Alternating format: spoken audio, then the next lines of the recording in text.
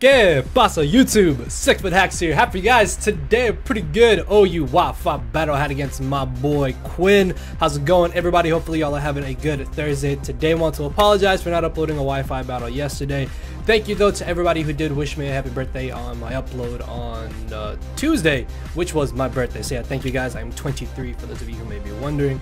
And like I said, this was a really good battle. Now, as you can see from my opponent's team, Quinn is scum and he brought Auroraville. Let me know what you guys think about Auroraville in the comment section below. Not that the meta game has kind of settled a bit. It's not really finalized, but Auroraville was recently banned from PU, NU, and RU, if I'm not mistaken. I think it was banned in UU as well, but it's only legal in OU right now. So let me know what you guys think about Auroraville in the comment section below. I'm using a pretty cool team that was based around Talonflame that I think one of my other friends made. I'm not sure where I got this team from. I want to say it was from Kid of Death or a Thick, but I'm not too sure, to be honest with you guys. Either way though, this was a pretty fun battle. So going into this game, obviously Zygarde behind Auroraville is absolutely terrifying.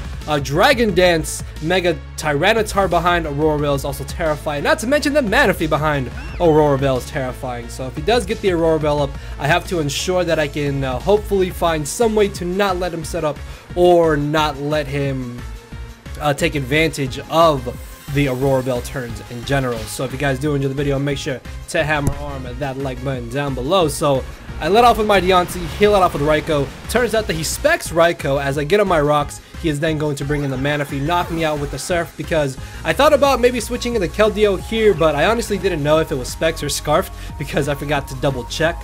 But I think just sacking off Deontay was regardless my better play, because if this had been Hydro Vortex Manaphy, it guarantees lives one spec Sacred Sword if I'm not mistaken. So he then could have gone for the Hydro Vortex to potentially have knocked me out or just put me severely low. At least by sacking off my Mega Deontay, I can get off a hit and guarantee a KO with specs Keldeo, because as long as he does not have Auroraville up, Keldeo just comes in and I should just get a OHKO basically, or a 2 KO on anything guaranteed.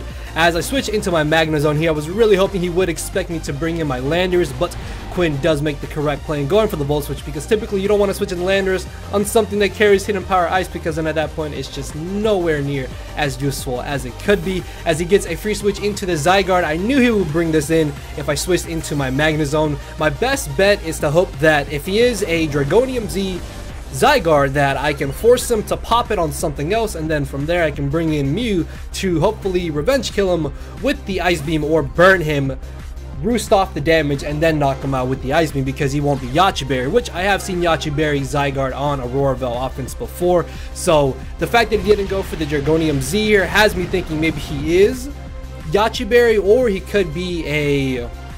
is it Figgy Berry? I think Figgy Berry is also one that I've seen before, but I'm leaning more towards him being a Yache Berry set to be able to guarantee setting up more safely. As I go for the U-turn here, I'm going to U-turn back into my Mew, because at only +1 attack, I believe he is now, or he is a neutral attack, I can still chew 1,000 arrows, and then I can go for the Will-O-Wisp, because Lumberry is not typically seen on Dragon Dance Zygarde. So I know I can easily live this hit as long as he doesn't do over 50%. We should be in a good scenario, but I missed the Will-O-Wisp, and that is extremely bad, because now not only would I have been able to completely cripple this Zygarde, I would have guaranteed that he most likely would have just sacked it off, and I would have beat it 1v1, and then I wouldn't have to worry about it anymore. Unfortunately, because I did miss, he can now switch out and save Zygarde for later. As he brings in the Ninetales here, I went for the Ice Beam, just hoping he wasn't Yache Berry and that I could maybe knock him out. If not, then put him in range of where I could revenge kill him. But he does end up making the safe switch into the Alolan Ninetales here. I guess Will-O-Wisping again there might have been my better play, but I guess by going for Ice Beam, I'm able to guarantee that he only has 2 more Stealth Rock switch-ins if it really comes down to it. Plus, he's definitely going to go for the Auroraville this turn. There's no reason for him to try and pull a double switch or potentially predict me to switch out, because he just gets Auroraville for free. As I bring in my Magnezone, he actually ends up missing the Hypnosis there, which at the time I did not think was entirely too crucial, but after rewatching the battle and thinking about it, this is really nice, because I'm going to be able to get out of here into my Landorus and put him in a position of where if he really wants to switch something in, it's going to be taking a good chunk of damage from the Earthquake. And if for some reason he wants to just leave this in as he does here, he may think that I'm not scarfed, but now he does know that I'm scarfed because I'm fastening him. So I can U-turn into my Magnezone on his potential Hypnosis again, but he actually ends up going for the Freeze Ray. I thought about maybe switching into my Keldeo there just to be able to take the sleep, but that actually would have been a really bad play on my part. At least by bringing in my Magnezone, I can still stall out one more turn of the Aurora Veil as he ends up going for the Freeze Dry this turn. I'm not really too sure why. Maybe he thought that I would just try to knock him out, but it's in my best interest to just continue going for Volt Switch and U-turn because this is allowing me to stall out these turns of the Aurora Veil, so I don't have to worry about something like Zygarde just coming in for free and setting up in front of my face, or potentially the Mega Tyranitar could have come in and Dragon Danced as well. So I'm gonna go for the U-turn here, again knowing it's not gonna knock him out, as I will be able to bring in my Magnezone here on the Freeze Dry potentially, but he actually ends up going for the Hail, again probably thinking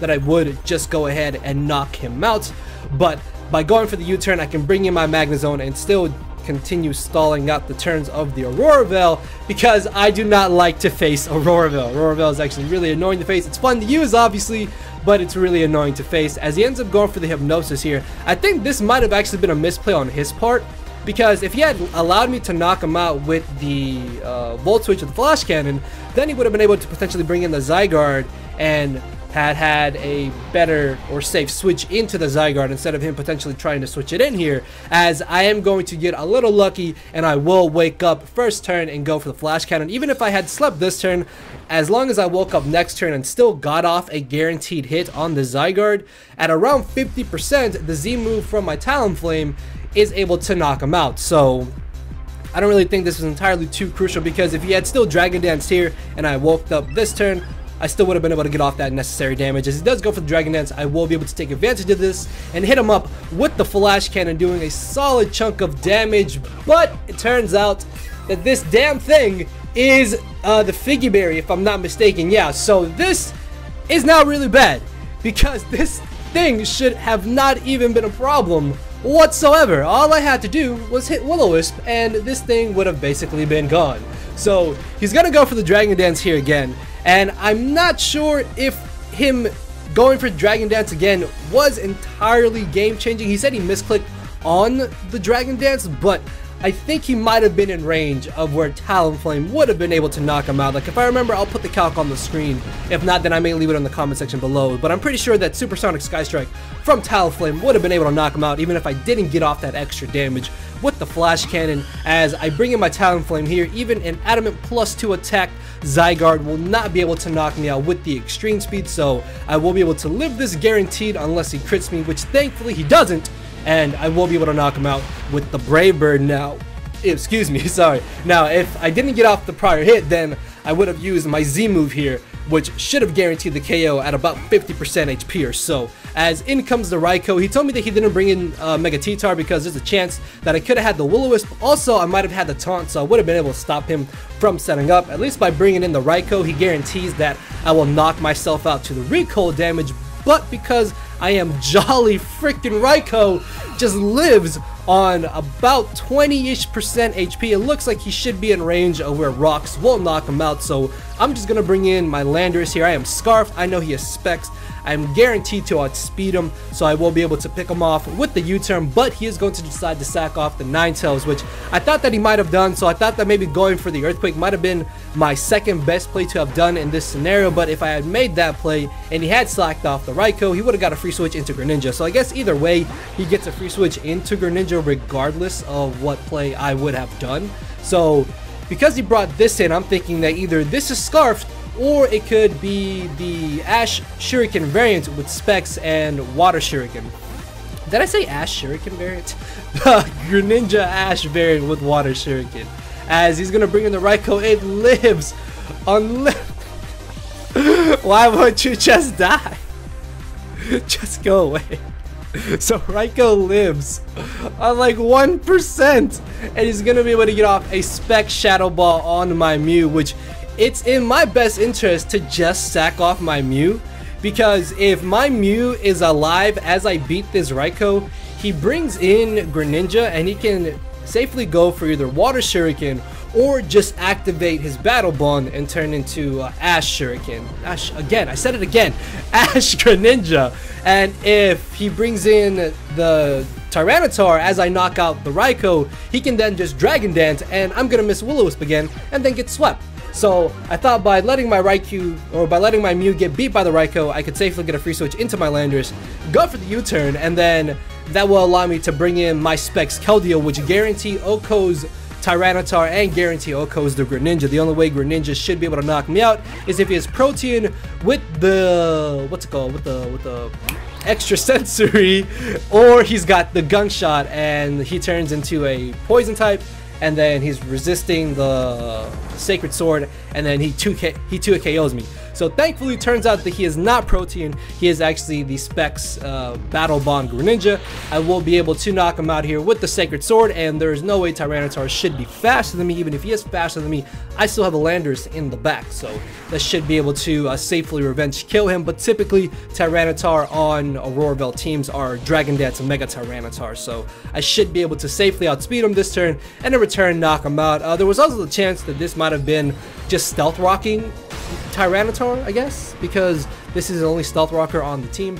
I don't know. Either way though, I will be able to pick him off here with the Sacred Sword, and that is going to be the 2-0 victory in my favor. So, fun fact, I hate Auroraville. Please never bring Auroraville against me. I'm just, you can bring it if you want, but just, I don't want to face Auroraville. But let me know what you guys think about Auroraville in the comment section below. Do you think it should be banned in all the tiers? Do you think it's manageable? Do you think it just makes certain Pokemon better because of the Auroraville? I don't know. Let me know what you guys think about it in the comment section below. So, with that being said, I'll see y'all tomorrow. So, later everybody. Cause my brain and heart are both tied in the knot, and this hinders me from crying a lot. This causing me to show no emotion. But when I said I cared, I wasn't joking. But I guess it's too late for me to become broken. For now, I'm living with no more pain, tears, or hoping. I'm just coasting. Yeah, I said I'm coasting. No more pain, tears, and hoping. For real.